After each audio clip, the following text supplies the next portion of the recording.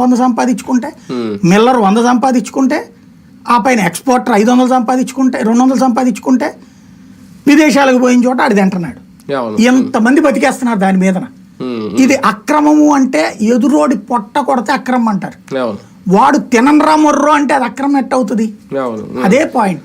ఈ వారం ఇచ్చిన రాజ్యసభ పదవులు, రాజ్యసభ సభ్యుల ఎంపిక ముగ్గురికి కూడా టీడీపీ జనసేన 2 పార్టీల్లో కూడా ఏమన్నా కలకలం తీసుకొచ్చాయా? ఒక రకంగా నాకు అన్నిట్లో అందులో ఒక నవ్వు వచ్చింది ఏంటంటే, సాధారణంగా బీజేపీ టీమ్ అని పేరు ఉన్నటువంటి ఆయన విష్ణుకుమార్ రాజు ఫ్లోర్ లీడర్, ఆయన సంచలనమైన స్టేట్మెంట్ ఇచ్చాడు.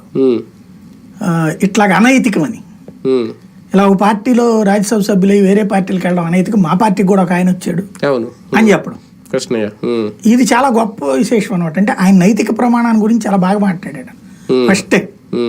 సరే, నైతికతలు ఇవాళ ఉన్నాయా సచ్చినాయా అనేది పక్కన పెడితే, దీంట్లో ఒక అంతర్గతమైనటువంటి ఒక సమస్య నడిచింది, రాజకీయ సమస్య అనడానికి సాక్ష్యం దీంట్లో డీప్గా అబ్జర్వ్ చేస్తే, చంద్రబాబు గారు జీవితంలో ఫస్ట్ టైం ప్రెషర్ ఫేస్ చేస్తున్నారేమో పవన్ కళ్యాణ్ వల్ల.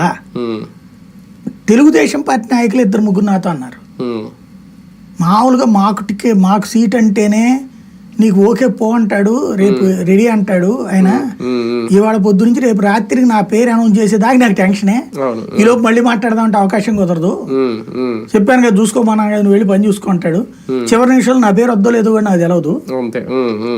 ఇక అసలు పొత్తుల విషయంలో కూడా అట్టాగే ఉంటుంది మావాడితో.